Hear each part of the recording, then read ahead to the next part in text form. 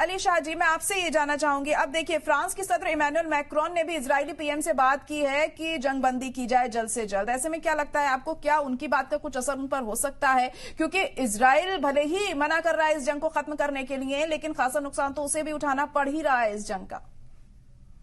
Okay, ठीक है। मैं जायरा जी आपका यही सवाल इक्वेट करूंगा कि कितना असर, कितना फर्क पड़ा इजराइल पे। मैं आपको 10 आज सुबह मैं पढ़ा था, मैं 10 दिसंबर की घटना थी जहां पे इजरायली फोर्सेस घुसे थे गाजा पट्टी में। गाजा पट्टी में शेजिया नाम का एक शहर है, गाजा पट्टी एक सिटी है। तो वहां पे एक घर में घुसे इजरायली सोल्जर्स। तो वहां पे जो होस्टेज, जो हमास ने होस्टेज जो बंदी बना रखा है ना, उनमें से 3 बंदी थे जो हेब्रू यानी कि इजराइल की भाषा है वहां की। उन्होंने बोला हेल्प हेल्प, बचाओ हमको, बचाओ, यहाँ पे पहुंच जाइए, बचाओ। इजरायली फोर्सेस को लगा कि ये दरअसल एक ट्रैप है, ये एक रिग्ड है, कि एक प्री कंसीव्ड एक हमास उनके लिए एक ट्रैप इख्तियार कर रखी है और ये हमास ही ऐसा ये गेम खेल रही है।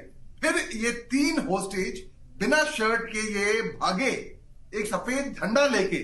इनके ऊपर बाद में गोलियां भी बरसाई गई और फिर यानी कि एक इजरायली फोर्सेस ने उन होस्टेज को 3 जो है उनको मारा। वो अलग बात है कि 5 हमास के आतंकवादी को भी ढेर कर दिया, वो अलग बात रही। अब आप ये मेरे को बताइए, उनको यहाँ पे तो फर्क पड़ा नहीं कोई, हालांकि ये डाउट था।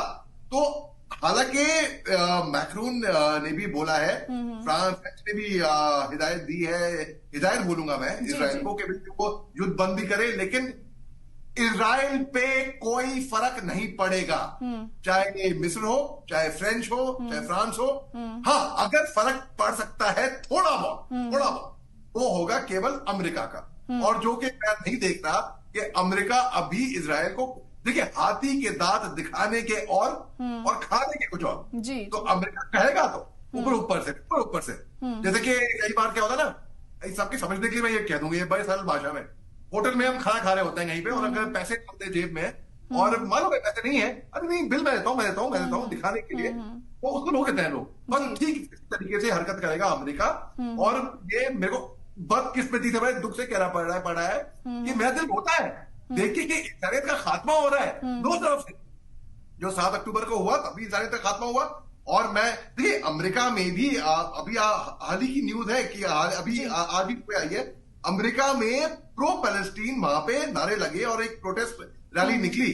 तो लोग प्रो पैलेस्टीन, प्रो इजराइल कर रहे हैं। अरे भाई, इंसानियत का क्या फिर? इंसानियत के साथ कौन खड़ा रहेगा? बेसिक इंसानियत का खात्मा हो रहा है, हमें ये देखना चाहिए। और हमारे एक पैनलिस्ट ने बोला कि अमेरिका और चीन की लड़ाई है। जी हाँ, अमेरिका और चीन की लड़ाई तो है ही है, इसमें तो कोई शक नहीं, पूरी दुनिया जानती है ये बात, बिल्कुल।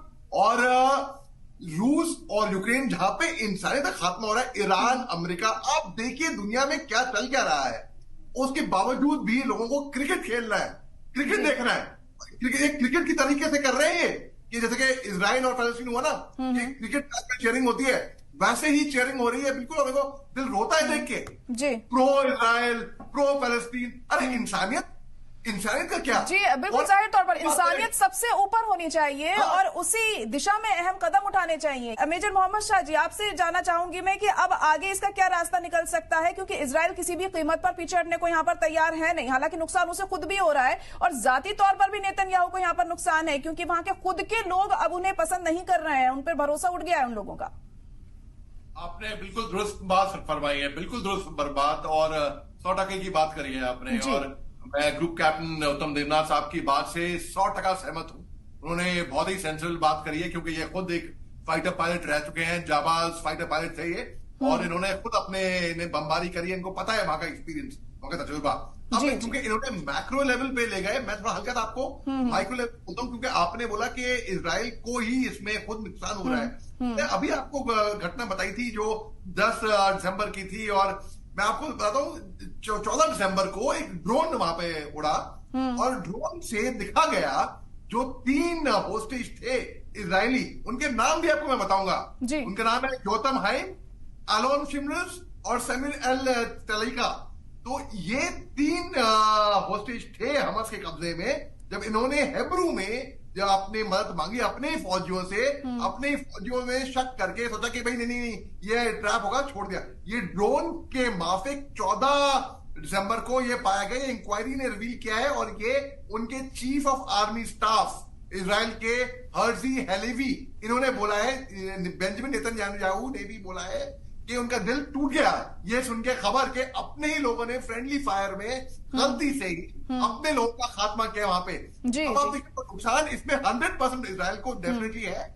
अच्छा, फिर जब ये बिना शर्ट के 3 होस्टेज जब आए सामने, एक के पास सफेद झंडा था, इन पे जब गोली बरसाई गई तो एक टैंक थी इजराइल की करीब में, तो इनको ऑर्डर मिले कि नहीं पहले आइडेंटिफाई करो, अभी गोली मत मारो, मगर क्योंकि आसपास ऐसी इंक्वायरी में निकल के आया, इतनी आवाज थी, तो इजरायली फौजी वो ऑर्डर समझ नहीं पाए और उन्हें वहीं पे ढेर कर दिया अपने ही बंदे को।